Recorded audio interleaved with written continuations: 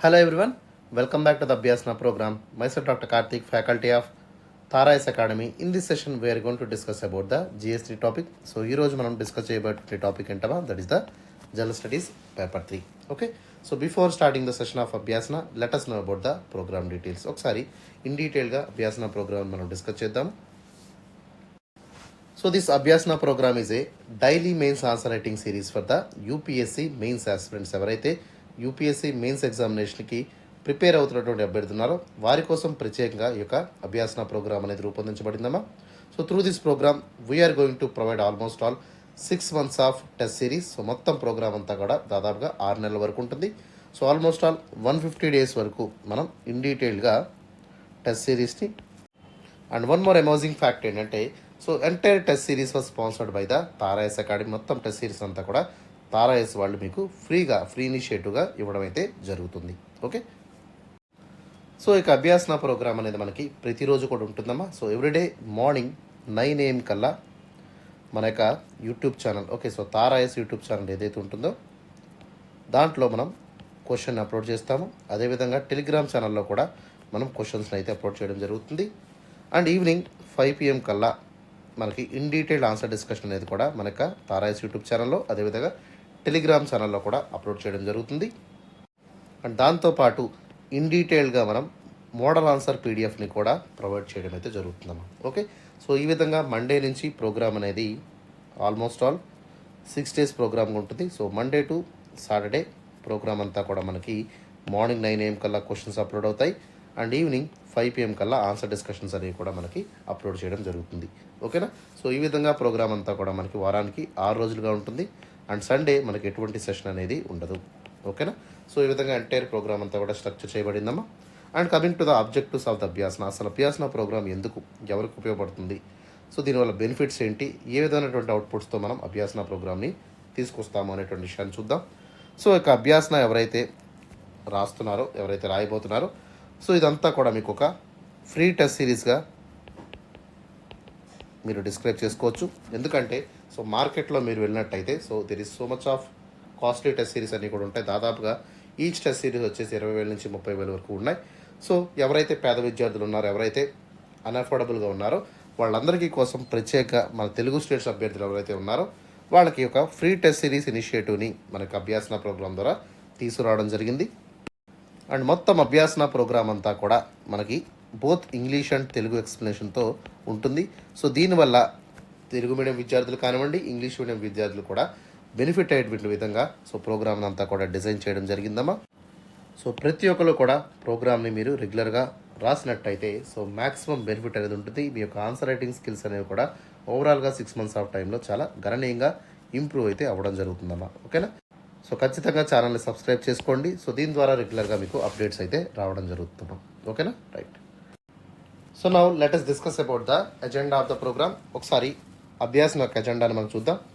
So first important agenda and objective of the Abhyasana program is to provide you content. Okay,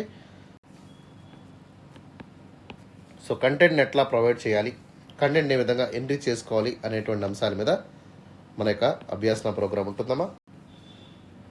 especially మన యొక్క Abhyasana programme ద్వారా మనం దాదాపుగా 6 months of time వరకు so ప్రతిరోజు కూడా క్వశ్చన్ ఆన్సర్స్ మనం అప్లోడ్ చేయడం జరుగుతుంది. సో మొత్తం ఎంటైర్ సిలబస్ని కాంప్రహెన్సివ్గా ఇన్ డీటెయిల్గా మనం డిస్కస్ చేయడం జరుగుతుందమ్మా. ఓకే, దీని ద్వారా మనం ఏం చేస్తున్నాం, ఆల్మోస్ట్ ఆల్ 150 థీమ్స్ ఆఫ్ టాపిక్స్ని మనం ఇన్ డీటెయిల్గా మనకు అభ్యాసన ప్రోగ్రాంలో కవర్ చేయడం జరుగుతుంది. ఓకే, సో దీని ద్వారా సిలబస్ని అంతా కూడా మనం ఏ టాపిక్ కూడా వదిలిపెట్టకుండా కంప్లీట్గా మనకు అభ్యాసన ప్రోగ్రాంలో కవర్ చేస్తూ ముందుకు వెళ్ళడం అయితే జరుగుతుందమ్మా. ఓకే, సో దీని ద్వారా హ్యూజ్ అమౌంట్ ఆఫ్ కంటెంట్ని ప్రొవైడ్ చేయడంతో పాటు ఓకే కంటెంట్ ఎట్లా ఎన్రిచ్ చేసుకోవాలి అనేటువంటి విషయం మీద కూడా మనం ప్రోగ్రాంలో మాట్లాడదాం. ఓకేనా, right. So that is about the first agenda, content providing and content enrichment through the program of Abhyasana. And secondly answer writing skill upgradation. So మనకున్నటువంటి ప్రోగ్రాంలో ఆన్సర్ రైటింగ్ని ఎట్లా ఇంప్రూవ్ చేసుకోవాలి, ఆన్సర్ రైటింగ్ స్కిల్ని ఏ విధంగా మనం ఫర్దర్గా డెవలప్ చేసుకోవాలనేటువంటి అంశాల మీద కూడా మనం డిస్కస్ చేయడం జరుగుతుంది. సో మనకిచ్చినటువంటి క్వశ్చన్స్ ఎలా ఉన్నాయి, ఓకే, సో క్వశ్చన్లో ఉన్నటువంటి ఇంపార్టెంట్ కీవర్డ్స్ ఏంటి, ఓకే, ఎస్పెషల్లీ మనకి జిఎస్ పేపర్ తీసుకున్నట్టయితే, సో జిఎస్ పేపర్లో మనకి 20 క్వశ్చన్స్ ఉంటాయమ్మా. సో వీటిలో మనకి 10 మార్కుల ప్రశ్నలు ఉంటాయి, అదేవిధంగా 15 మార్కుల ప్రశ్నలు ఉంటాయి. సో వీటినన్నింటినీ ఎలా రాయాలి, సో వాటి యొక్క క్వశ్చన్స్ని ఎట్లా చదవాలి, okay, so demand of the answer అంటే ఏంటి, ఆన్సర్ని ఎట్లా స్ట్రక్చర్ చేసుకోవాలి, ఓకే, ఇంట్రడక్షన్స్ కన్క్లూషన్స్ని ఎట్లా రాయాలి అనేటువంటి అంశాలన్నింటినీ కూడా మన యొక్క ప్రోగ్రామ్ ద్వారా డిస్కస్ చేద్దాము. సపోజ్ మనకిచ్చినటువంటి క్వశ్చన్ మనం తీసుకున్నట్టయితే, సో క్వశ్చన్లో ఉన్నటువంటి కీవర్డ్స్ ఏమైతే ఉన్నాయో సో వాటిని మనం అర్థం చేసుకోవాల్సి ఉంటుంది. And after keywords we have to understand the directives. So క్వశ్చన్లో ఉన్నటువంటి డైరెక్టివ్స్ని మనం చాలా జాగ్రత్తగా గమనించాలి. ఓకే, సో కొన్ని వాటిల్లో మనకి ఎగ్జాంపుల్గా మనం తీసుకున్నట్టయితే examine, comment, analyse, elucidate, substantiate, explain. So ఇట్లా మనకి చాలా రకాలైనటువంటి డైరెక్టివ్స్ ఉంటాయి. సో ఈ డైరెక్టివ్స్ బట్టి మనం ఆన్సర్ని అయితే ఫ్రేమ్ చేయాల్సి ఉంటుంది. సో ఖచ్చితంగా క్వశ్చన్ చదివేటప్పుడు ఈ డైరెక్టివ్స్ని మనం అర్థం చేసుకోవాల్సి ఉంటుంది. సో ఈ ప్రోగ్రామ్ ద్వారా ఈ యొక్క డైరెక్టివ్స్ ఏవైతే ఉన్నాయో వాటిని అన్నింటినీ కూడా ఇన్ డీటెయిల్గా మనం అడ్రస్ చేద్దాము. దాంతోపాటు ఈ యొక్క డైరెక్టివ్స్ని ఏ విధంగా ఆన్సర్లో ప్రజెంట్ చేయాలనేటువంటి విధానాన్ని కూడా మనం తెలుసుకుందాం. And coming to the approach of the ఆన్సర్లోకి మనం వెళ్ళినట్టయితే, సో ఏ విధంగా ఆన్సర్ని మనం అప్రోచ్ అవ్వాలి. సో ఆన్సర్ని మనం తీసుకున్నట్టయితే ఇంట్రడక్షన్ మనం ఎట్లా రాయాలి, ఇంట్రడక్షన్ ఎట్లా రాయాలమ్మా. So always it should be simple, crispy, and we should not use any kind of jargons ఏమి వాడకుండా బ్రీఫ్గా సింపుల్గా రాసేటువంటి ప్రయత్నం చేయండి. And your introduction should not more than 30 words, 30 పదాల మించి రాయకుండా మీరు చాలా జాగ్రత్తగా రాయాల్సి ఉంటుంది. Okay, approximately 3 to 4 line of introduction is very much fine. ఓకేనా. And coming to the body of the ఆన్సర్లోకి వెళ్ళినట్టయితే, సో బాడీ ఆఫ్ ద ఆన్సర్లో మనకి ముఖ్యమైనటువంటి ఎలిమెంట్స్ ఏంటమ్మా. సో ఆన్సర్ని ఎట్లా స్ట్రక్చర్ చేయాలి, సో క్వశ్చన్ అనేది సింగిల్ క్వశ్చనా మల్టిపుల్ క్వశ్చన్స్ ఉన్నాయా అనేటువంటి విషయాన్ని కూడా మనం అర్థం చేసుకోవాలి. సో కొన్నిసార్లు పాయింట్ ఫార్మాట్ని మనం తీసుకోవాల్సి ఉంటుంది, ఎస్పెషల్లీ జిఎస్ క్వశ్చన్స్కి అయితే. And coming to the general essay టాపిక్లోకి మనం వెళ్ళినట్టయితే, సో ఎగ్జాంపుల్ మోస్ట్లీ మనకి పారాగ్రాఫ్ ఫార్మాట్ ఇక్కడ ప్రిఫర్ చేయండి అమ్మా. సో ఈ విధంగా స్ట్రక్చర్ ఆఫ్ ద ఆన్సర్ ఎట్లా మనం డిజైన్ చేయాలి, టోన్ ఆఫ్ ద ఆన్సర్ ఎట్లా మెయింటైన్ చేయాలి, సో ఆన్సర్లో ఫ్లో అండ్ కన్సిస్టెన్సీని ఎట్లా యూటిలైజ్ చేసుకోవాలి, అదేవిధంగా బ్రెయిన్ స్టార్మింగ్ టెక్నిక్స్ అంటే ఏంటి, వాటిని ఏ విధంగా వాడాలి అనేటువంటి అంశాలన్నింటినీ కూడా చూద్దాము. And finally value addition is most important aspect. So ఖచ్చితంగా ప్రతి టాపిక్లో కూడా మనం వాల్యూ ఎడిషన్ అయితే చేస్తూ ఉంటాం. ఎగ్జాంపుల్ మనం తీసుకున్నట్టయితే ఇంట్రడక్షన్లో కోట్స్ కానివ్వండి, యానోక్డోట్స్ యూటిలైజ్ చేసి మనం ఇంట్రడక్షన్ చేస్తాము.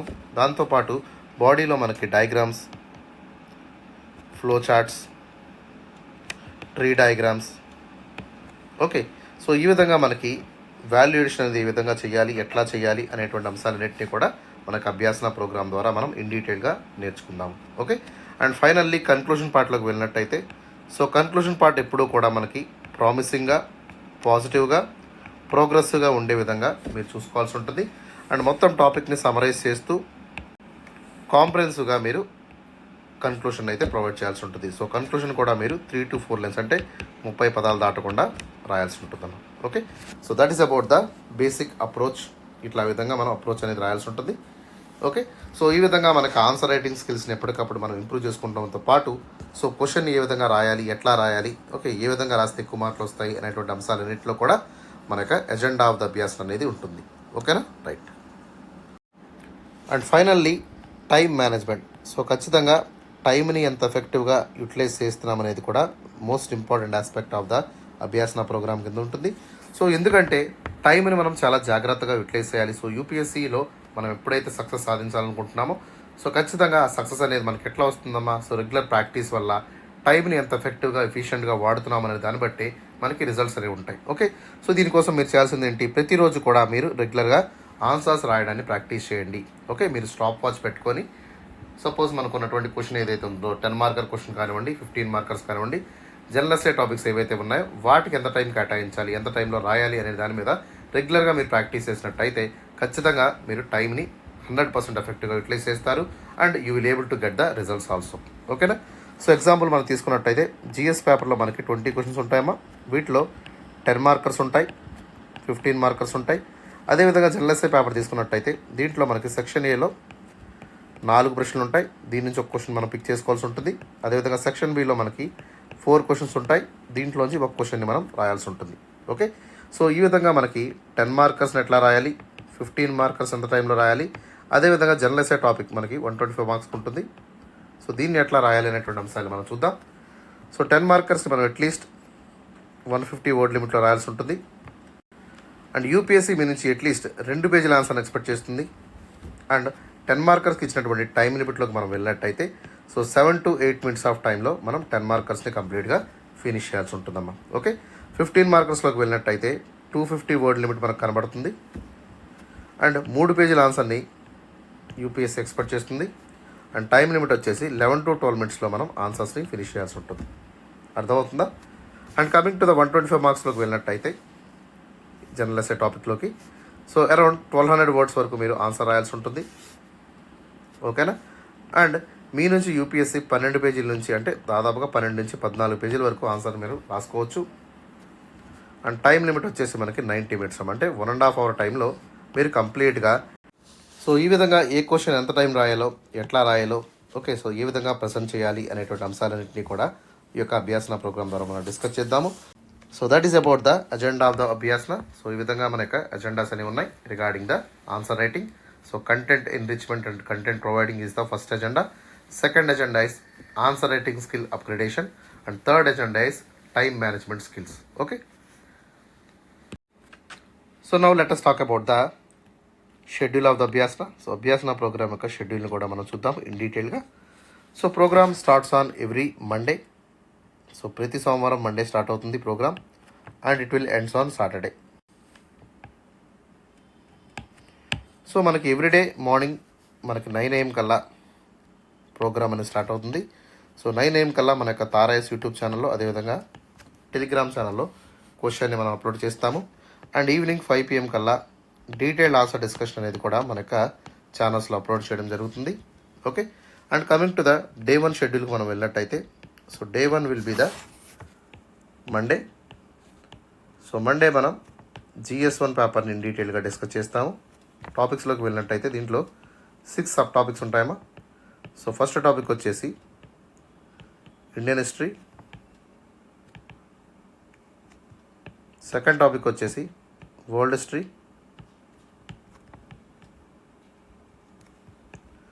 Third topic is post independence consolidation. Fourth topic is art and culture. Fifth topic is Indian society.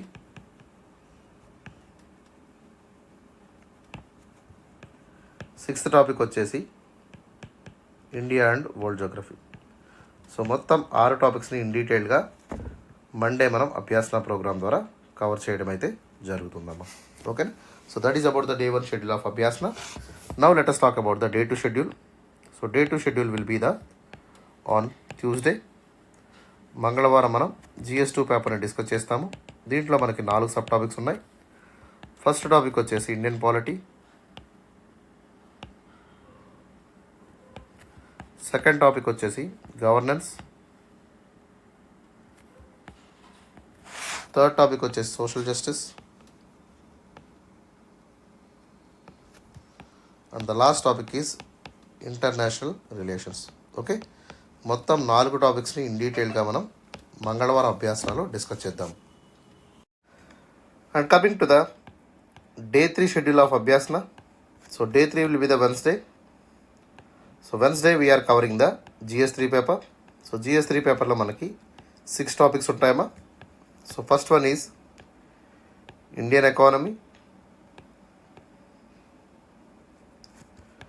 Second topic is science and technology. Third topic is environment. Fourth topic is disaster management. Fifth topic is internal security. And the last topic is agriculture. So మొత్తం 6 టాపిక్స్ని in డీటెయిల్గా మనం day 3 session of అభ్యాసనలో discuss చేద్దాము. Okay, and next day will be the day 4. So 4వ రోజు మనకి గురువారం కదమ్మా. So Thursday we are covering the GS4 topic. So ప్రతి గురువారం మనం స్పెషల్ సెషన్ అయితే కండక్ట్ చేస్తున్నాము regarding the GS4 syllabus. So GS4 టాపిక్స్లోకి మనం వెళ్ళినట్టయితే దీంట్లో మనకి 3 టాపిక్స్ ఉన్నాయమ్మా. First topic is aptitude, ethics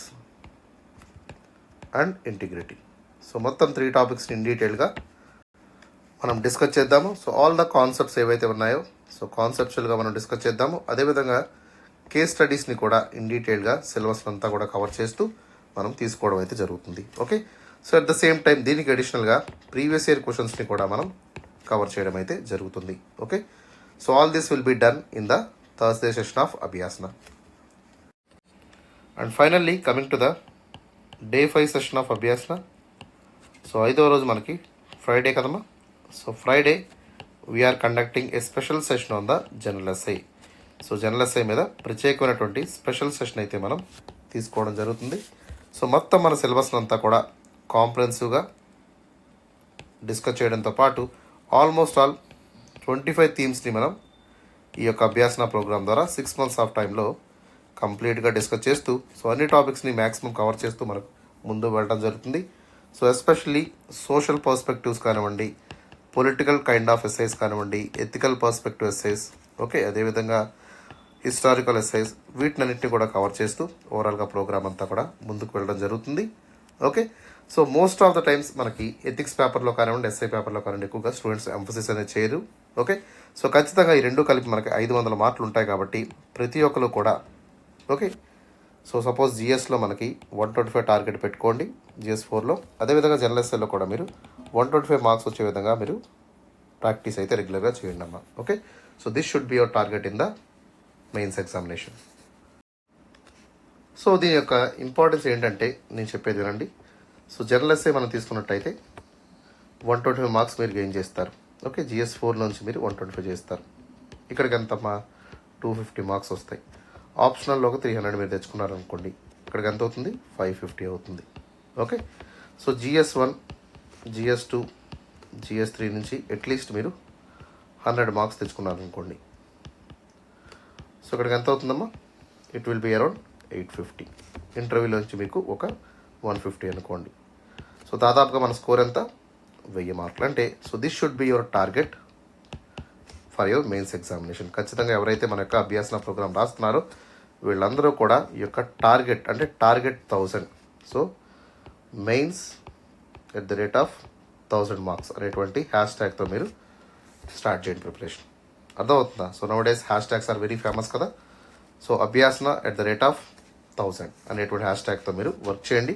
ఖచ్చితంగా 100% మీరు 1000 మార్కులు సాధించేటువంటి అవకాశం ఉంటుంది. So for that you need regular practice. ఖచ్చితంగా ప్రాక్టీస్ అయితే చేయండి. తరచుగా ప్రాక్టీస్ చేసినట్టయితే ఏమవుతుందో you will get the ease. So ఈజీగా మీరు మెయిన్స్ ఆన్సర్స్ రాసేటువంటి అవకాశం అయితే మీకు ఏర్పడుతుంది. అర్థమవుతుందమ్మా? Right. And finally coming to the last day of Abhyasana, that is the day 6. So day 6 will be the Saturday. శనివారం మనం కరెంట్ అఫైర్స్ టాపిక్స్ని ఇన్ డీటెయిల్గా డిస్కస్ చేయడం అయితే జరుగుతుంది. ఓకే సార్, కరెంట్ అఫైర్స్ మనకి ఎగ్జామ్ పోర్షన్లో లేదు కదా, ఎందుకు ప్రత్యేకంగా సెషన్ అంటే, ఓకే, సో కరెంట్ అఫైర్స్ డైరెక్ట్గా లేనప్పటికీ కూడా current affairs is linking with the subjects of GS1, GS2, GS3. Okay, ఈ పేపర్స్ అన్నిటి కూడా లింక్ చేస్తూ డైనమిక్గా క్వశ్చన్స్ని రెగ్యులర్గా అడుగుతున్నారు. సో వాటిని మనం ఖచ్చితంగా ఆన్సర్ చేయాలంటే so we have to read the current affairs in a comprehensive manner. In డీటెయిల్గా మనం కరెంట్ అఫైర్స్ని అయితే చదవాల్సి ఉంటుంది. సో దానికోసం మనం చేయాల్సినటువంటి పని ఏంటమ్మా, సో ఎవ్రీడే మనం మార్నింగ్ 8 AM కల్లా ప్రతి ఒక్కరు కూడా హిందూ న్యూస్ పేపర్ని అట్లీస్ట్ 30 minutes చదివేటువంటి ప్రయత్నం చేయండి. చదివేటువంటి ప్రయత్నం కాదు, ఖచ్చితంగా చదవాలి. ఓకే, అండ్ దాంతోపాటు మీరు నోట్స్ను కూడా రాసుకోండి. ఓకే, ఎప్పుడైతే నోట్స్ని రాస్తారో ఫైనల్ టైంకి వచ్చేసరికి, ఎస్పెషల్లీ రివిజన్ టైంకి వచ్చేసరికి అది మ్యాక్సిమం బెనిఫిట్ అనేది మీకు ఇస్తుంది. ఓకేనా? సో ప్రతిరోజు మీరు హిందూ ఆర్టికల్స్ పిక్ చేసుకొని వాటిని షార్ట్ నోట్స్ రాయడానికి ప్రయత్నం చేయండి. Okay, and coming to the ప్రోగ్రాంలోకి వెళ్ళినట్టయితే సో మోస్ట్లీ ఈ వీక్లో ఉన్నటువంటి కరెంట్ అఫైర్స్ ఏవైతే ఉన్నాయో దాంట్లోంచి ఒక ఇంపార్టెంట్ థీమ్ని మనం తీసుకొని ఆ థీమ్ ద్వారా క్వశ్చన్ అండ్ ఆన్సర్ ఫార్మాట్ని మనం తయారు చేస్తూ ఒక క్వశ్చన్ని మీకు ఇవ్వడం జరుగుతుంది on the Saturday program. So ఈ విధంగా వీక్లో ఉన్నటువంటి ఇంపార్టెంట్ థీమ్ని, పాసిబుల్ క్వశ్చన్ని మనం పిక్ చేసుకుంటూ మనకు అభ్యాసన ప్రోగ్రాంలో దాన్ని అయితే అడుగుతాము. దీని ద్వారా వీక్లీ కరెంట్ అఫైర్స్ కూడా మనం కవర్ చేసినట్టు అవుతుంది. అండ్ ఫైనల్లీ ప్రతి ఒక్కరు కూడా మంత్లీ మ్యాగజైన్ని చదవాల్సి ఉంటుందమ్మా. అంటే ఏంటి, మంత్లీ మ్యాగజైన్ ఫస్ట్ నుంచి లాస్ట్ వరకు చదవాలా సార్ అంటే ఖచ్చితంగా అక్కర్లేదు. ఓకే. సో ఇంపార్టెంట్ ఆర్టికల్స్ ఏవైతే ఉన్నాయో అంటే రెగ్యులర్గా మీరు హిందూ పేపర్ చదువుతున్నప్పుడు సో వాటిలో ఏమైనా ఇంపార్టెంట్ ఆర్టికల్స్ మిస్ అయినా, అదేవిధంగా మన అభ్యాసన సెషన్లో ఏమైనా ఇంపార్టెంట్ థీమ్స్ మనం మిస్ చేసుకున్నా వాటిని మీరు ఏం చేస్తారు, సో మొత్తం చదవకుండా సెలెక్టివ్గా ఈ యొక్క మంత్లీ మ్యాగజైన్ చదవండి. దీని ద్వారా మీరు కాంప్రహెన్సివ్గా ఎంటైర్ కరెంట్ అఫైర్స్ని మీరు డీటెయిల్గా చదివిన వాళ్ళు అయితే అవుతారు. దీనివల్ల మిగతా ఆస్పిరెంట్స్తో పోల్చుకుంటే మీకు ఖచ్చితంగా ఎగ్జామినేషన్లో ఎడ్జ్ అనేది ఉంటుందమ్మా. ఓకేనా? So please read the monthly compilations. Okay, సెలెక్టివ్గా మాత్రమే చదవండి అండ్ మేక్ నోట్స్ ఆల్సో. ఖచ్చితంగా నోట్స్ను కూడా మీరు ప్రిపేర్ చేసుకోవాల్సి ఉంటుంది. సో ఈ విధంగా సోమవారం నుంచి శనివారం వరకు ప్రతిరోజు కూడా అభ్యాసన ప్రోగ్రామ్ అనేది ఉంటుంది. మార్నింగ్ 9 AM కల్లా క్వశ్చన్ అనేది అప్లోడ్ అవుతుంది. ఈవినింగ్ 5 PM కల్లా ఆన్సర్ డిస్కషన్స్ అనేది ఫ్యాకల్టీ ద్వారా మీకు లభిస్తాయి. అండ్ మోడల్ ఆన్సర్ పీడిఎఫ్స్ కూడా మన టెలిగ్రామ్ ఛానల్లో అప్లోడ్ చేయడం అయితే జరుగుతుందమ్మా. ఓకేనా?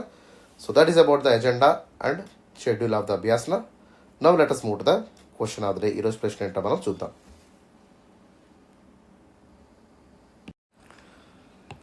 సో క్వశ్చన్ మనం చూసినట్టయితే ఈరోజు GS3 పేపర్ నుంచి క్వశ్చన్ వచ్చింది.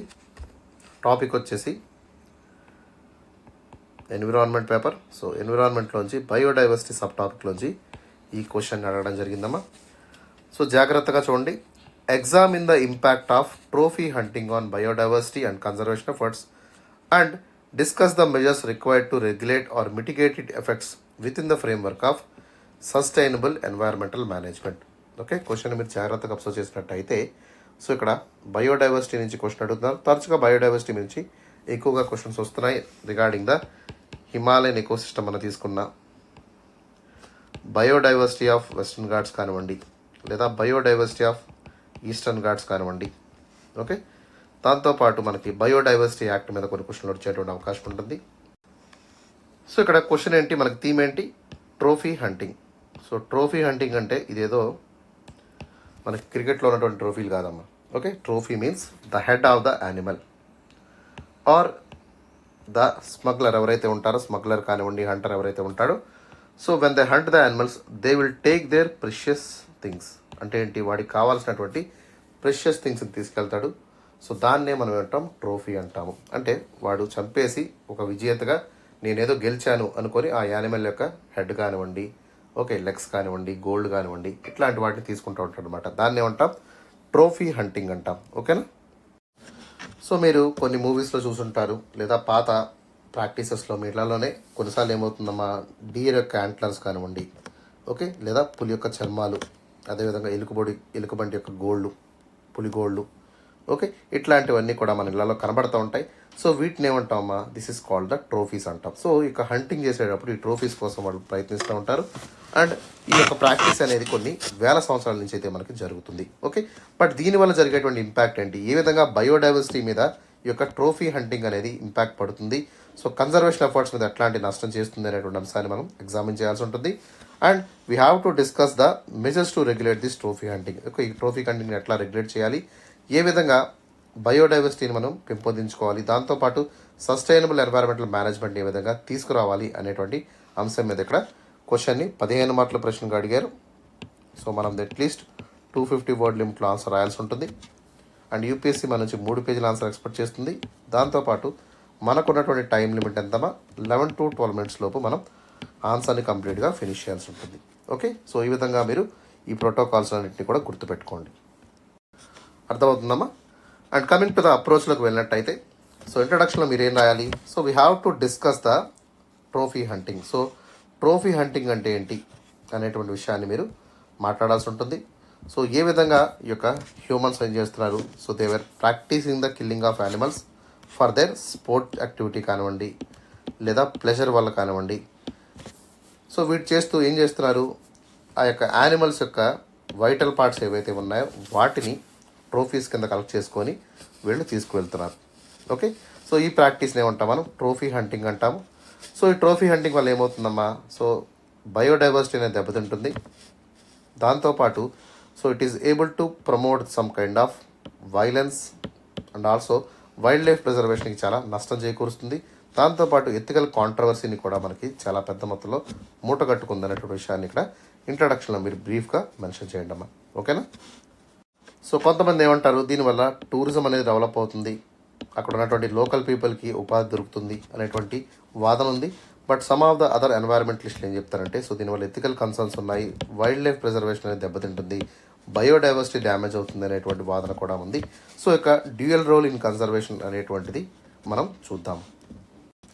And coming to the body, so will talk about the success of trophy hunting in the world. So ప్రపంచవ్యాప్తంగా ఏ విధంగా ఈ ట్రోఫీ హంటింగ్ అనేది ఒక సక్సెస్ఫుల్ స్పోర్ట్ కింద కానివ్వండి, ప్రాక్టీస్ కింద కానివ్వండి ఉన్నటువంటి విషయాన్ని మనం డిస్కస్ చేయాల్సి ఉంటుంది. దాంతోపాటు నెగిటివ్ ఎఫెక్ట్స్ ఏవైతే ఉన్నాయి, లైక్ జెనెటిక్ డైవర్సిటీని డ్యామేజ్ చేస్తుంది, దాంతోపాటు వైల్డ్ లైఫ్ ప్రిజర్వేషన్ నష్టం చేకూరుస్తుంది, entire biodiversity, food chain systems ఇది డ్యామేజ్ చేస్తుంది అనేటువంటి అంశాలను కూడా మనం ఈ యొక్క డిబేట్ ద్వారా కన్జర్వేషన్ యొక్క ఎఫెక్టివ్నెస్ని మనం మెయింటైన్ చేస్తూ మాట్లాడుతూ బాడీని మనం డిస్కస్ చేయాల్సి ఉంటుంది. And finally animal welfare issues ఏవైతే ఉన్నాయో వాటిని అడ్రస్ చేస్తూ ఖచ్చితంగా మోరల్ డిబేట్ని మనం రైజ్ చేస్తూ ఓకే హంటింగ్ అనేది స్పోర్ట్ కింద ఉండాలా లేదా అనేటువంటి విషయాన్ని కూలంకషంగా డిస్కస్ చేసి ఒక ఫైనల్ అవుట్కమ్స్ అయితే మనం వద్దాము. ఓకేనా? అండ్ కన్క్లూషన్లోకి వెళ్ళినట్టయితే so we need to summarise the complex phenomenon of the trophy hunting. So trophy hunting మంచిదా కాదా అనేటువంటి విషయం మీద మనం సమరైజ్ చేస్తూ కన్క్లూజన్ ప్రొవైడ్ చేద్దాము. అండ్ ఫైనల్లీ ఖచ్చితంగా స్ట్రిక్ట్ రెగ్యులేషన్స్ అనేవి కావాలి, దాంతోపాటు ట్రాన్స్పరెన్సీని మెయింటైన్ చేయాలి.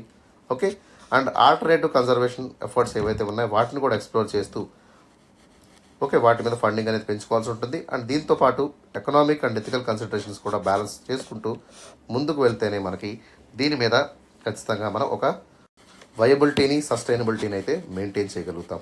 ఓకేనా? రైట్. సో ఈ విధంగా ఇంట్రడక్షన్స్ని, కన్క్లూజన్స్ని బ్రీఫ్గా రాసేటువంటి ప్రయత్నం చేయండి. And you should not cross 30 words while writing the introductions as well as the conclusions. అర్థమవుతుందా?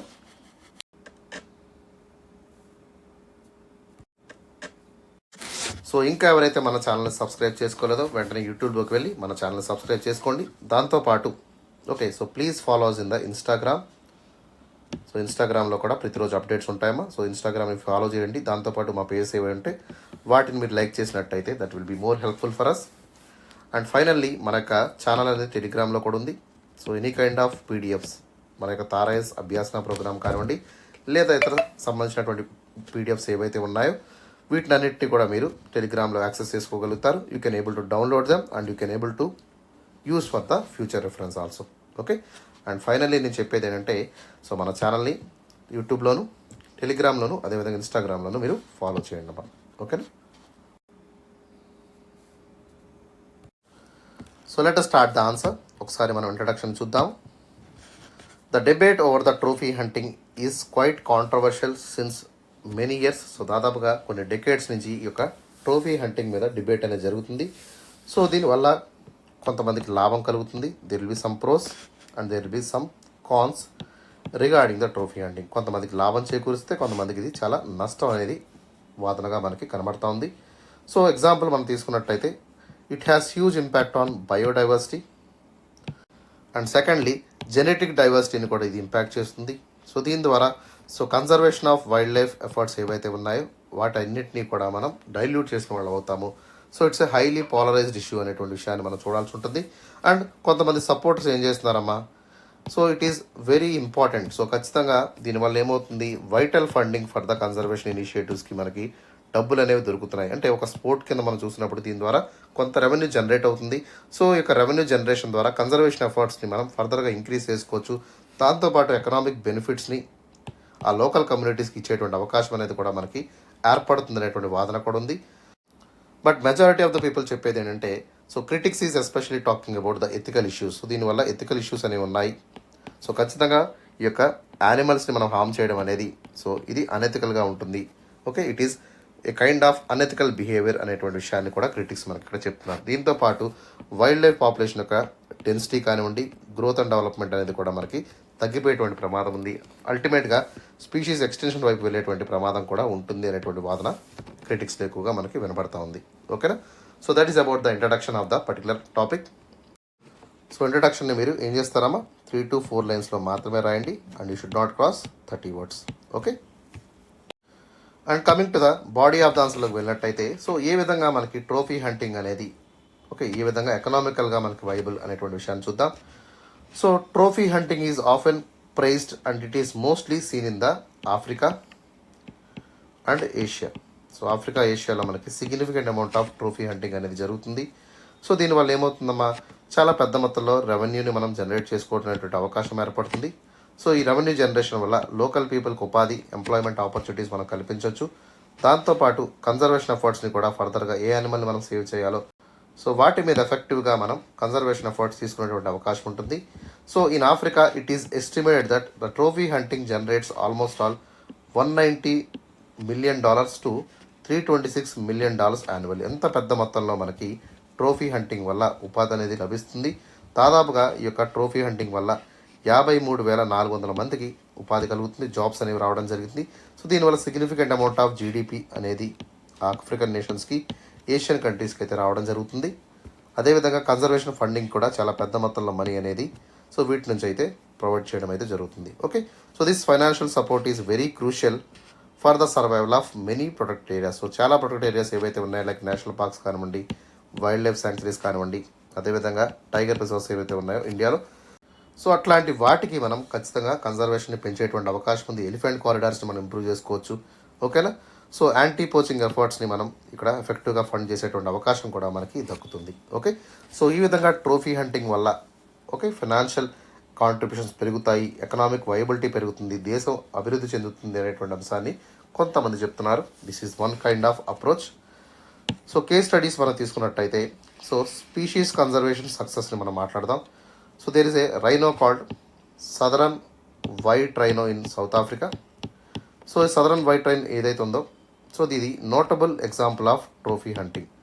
సో ట్రోఫీ హంటింగ్ వల్ల ఈ యొక్క వైట్ రైనోకి చాలా పెద్ద మొత్తంలో రెవెన్యూ జనరేట్ అవుతుంది. సో ఒకప్పుడు 840గా ఉన్నటువంటి దీని యొక్క పాపులేషన్, అంటే 1960లో దీని యొక్క పాపులేషన్ అంతా 840గా ఉంది. సో దీని తర్వాత ట్రోఫీ హంటింగ్ వల్ల దీనికి significant amount of contributions of మనీని జనరేట్ చేయడం జరిగింది. తద్వారా బ్రీడింగ్ ఏరియాస్ని, కన్జర్వేషన్ ఎఫర్ట్స్ని చాలా పెద్ద మొత్తంలో పెంచారు.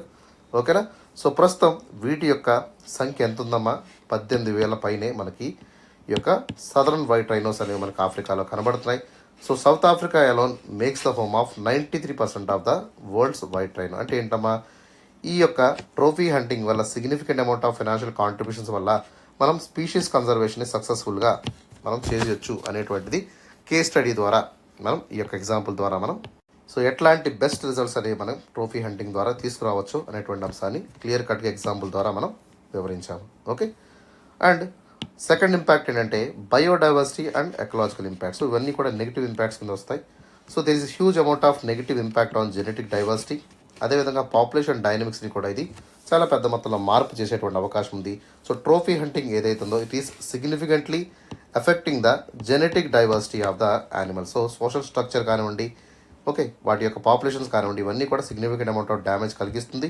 దాంతోపాటు డిజైరబుల్ ట్రైట్స్ ఏవైతే ఉన్నాయో వాటిని రిమూవ్ చేసి అన్డిజైరబుల్ ట్రైట్స్ని ఎన్వైరన్మెంట్లో ఉంచేటువంటి అవకాశం ఉంది. సచ్ యాజ్ సైజ్ కానివ్వండి, లెంగ్త్ కానివ్వండి. సో వీటి వల్ల న్యాచురల్ సెలక్షన్ యొక్క ప్రాసెస్ అంతా కూడా డిస్టర్బ్ అయ్యేటువంటి అవకాశం ఉంది. దాంతోపాటు పాపులేషన్ డైనమిక్స్ అనేవి కూడా ఆల్టర్ అవుతాయి. సో లాంగ్ టర్మ్గా ఎకలాజికల్ కాన్సిక్వెన్సెస్ని మనం పెద్ద మొత్తంలో చూసేటువంటి అవకాశం ఉంటుందని చెప్పి సో ఎన్వైరన్మెంటలిస్టులు గట్టిగా వాదిస్తున్నారు. And coming to the important aspect ఏంటో the debate on trophy hunting effectiveness as a conservation tool. Okay, so some people ఏవైతే ఉన్నారో సో ట్రోఫీ హంటింగ్ని రెగ్యులేట్ చేయడం ద్వారా మనం చాలా పెద్ద మొత్తంలో కన్జర్వేషన్కి మనం సాయం అందించేటువంటి అవకాశం ఉంటుంది. సో దీంతో పాటు ఇన్ఎఫిషియన్సీస్ ఎక్కడైతే ఉన్నాయో సో వాటిని మనం ఎఫెక్టివ్గా కంట్రోల్ చేయగలుగుతాము. దాంతోపాటు potential harm to the wild life populations కూడా మనం ఎఫెక్టివ్గా కంట్రోల్ చేసేటువంటి అవకాశం ఉంది. సో ఇక్కడ ఐయుసిఎన్ కూడా చెప్పినటువంటి విషయం ఏంటంటే సో ఖచ్చితంగా ట్రోఫీ హంటింగ్ని మనం ఎఫెక్టివ్గా మేనేజ్ చేసినట్టయితే సో సస్టైనబుల్గా ఉంటుంది. దాంతోపాటు కన్జర్వేషన్ కూడా పెద్ద మొత్తంలో కాంట్రిబ్యూట్ చేసేటువంటి అవకాశం కూడా ఉంటుంది అనేటువంటి వాదన కూడా లేకపోలేదు. But however there is issues like unethical practice ఉంటాయి, కరప్షన్ ఉంటుంది, పూర్ రెగ్యులేషన్ ఉంటుంది. వీటి వల్ల ఏమవుతుందమ్మా ఎఫెక్టివ్నెస్ అనేది డైల్యూట్ అయ్యేటువంటి ప్రమాదం ఉంది అనేటువంటి వాదన కూడా లేకపోలేదు.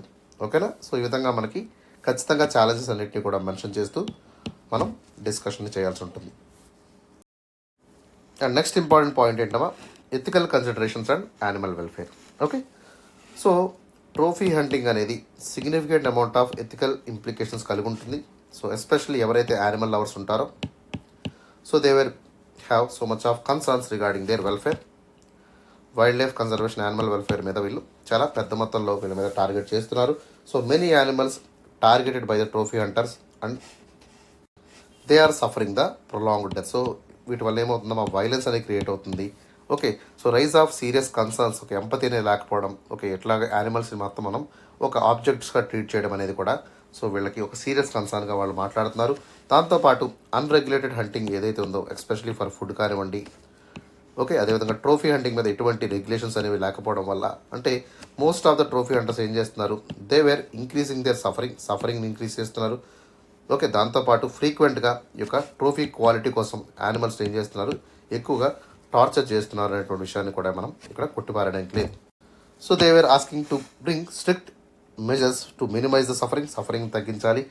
సో యానిమల్ వెల్ఫేర్కి పెద్దపీట వేయాలి, కానీ ట్రోఫీ క్వాలిటీకి ప్రయారిటైజ్ చేయకూడదు అనేటువంటి విషయాన్ని కూడా ఈ యొక్క ఎన్వైర్మెంటలిస్టులు తరచుగా చెప్తున్నారు. అర్థమవుతుందమ్మా?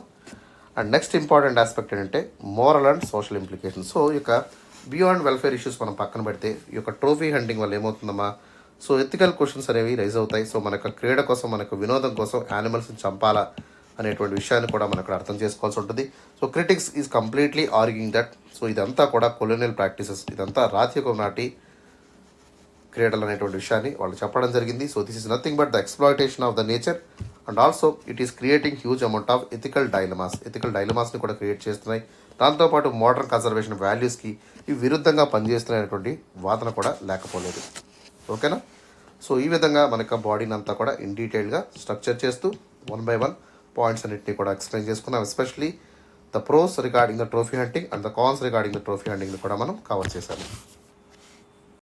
So coming to the conclusion ఆస్పెక్ట్లోకి వెళ్ళినట్టయితే, సో ట్రోఫీ హంటింగ్ అనేది ఇట్స్ ఏ మిక్స్డ్ టాక్ అమ్మ. సో ఖచ్చితంగా ఈ యొక్క contentious intersection of conservation of funding కానివ్వండి, ఎథికల్ కన్సిడరేషన్స్ అనేవి మనకి ట్రోఫీ హంటింగ్లో కనబడుతూ ఉంటాయి. So one side conservation efforts మనం చేయొచ్చు, other side we are killing the animals for hour sport. Okay, so ఈ విధంగా ఎకనామిక్ బెనిఫిట్స్ అనేవి ఉన్నాయి, దాంతోపాటు సర్టెన్ ఛాలెంజెస్ అనేవి ఉన్నాయి. సో వీటిని ఎట్లా బ్యాలెన్స్ చేయాలంటే, సో ఎకనామిక్ బెనిఫిట్స్ని మనం బ్యాలెన్స్ చేస్తూ, ఓకే అదేవిధంగా ఈ యొక్క కన్జర్వేషన్ ఆఫ్ సర్టెన్ స్పీసీస్ని మనం చాలా జాగ్రత్తగా తీసుకుంటూ, ఈ యొక్క రిడిల్స్ ఏవైతే ఉన్నాయో, ఛాలెంజెస్ ఏవైతే ఉన్నాయో వాటిని అన్నింటినీ కూడా మనం ట్యాకిల్ చేసుకుంటాం. ఎస్పెషల్లీ లైక్ యాడ్వర్స్ ఎఫెక్ట్స్ అయినటువంటి బయోడైవర్సిటీ మీద మనం చూస్తాము. దాంతోపాటు అనెథికల్ బిహేవియర్ అనేది ఇక్కడ పొటెన్షియాలిటీగా పెరిగేటువంటి అవకాశం ఉంది. దాంతోపాటు యానిమల్ వెల్ఫేర్ మీద సీరియస్ కన్సర్న్ ఉండేటువంటి అవకాశం కూడా మనకు లేకపోలేదు.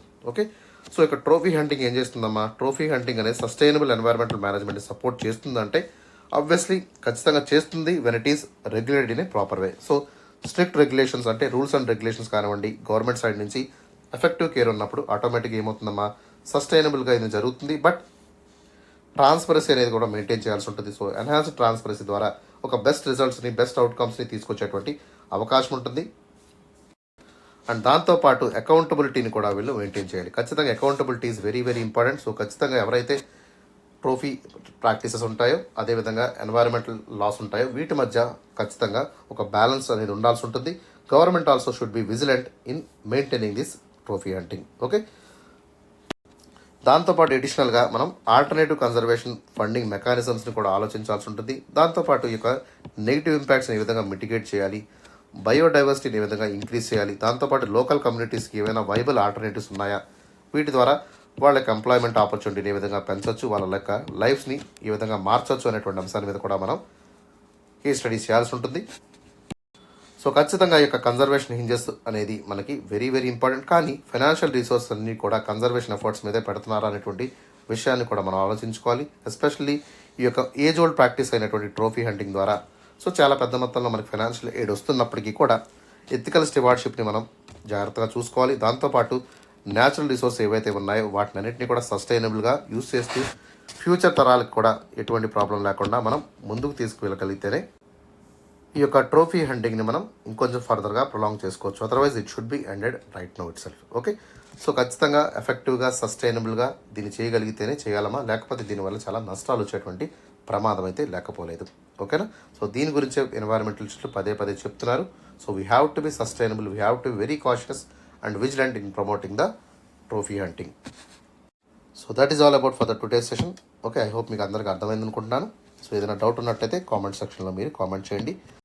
And please give a like to my video. నా వీడియోని మీరు లైక్ చేయండి. దాంతోపాటు మన యొక్క ఆర్ఐఎస్ అకాడమీ ఛానల్ని కూడా మీరు సబ్స్క్రైబ్ చేసుకోండి. Okay, so that's all for today. Have a great day. See in the tomorrow session.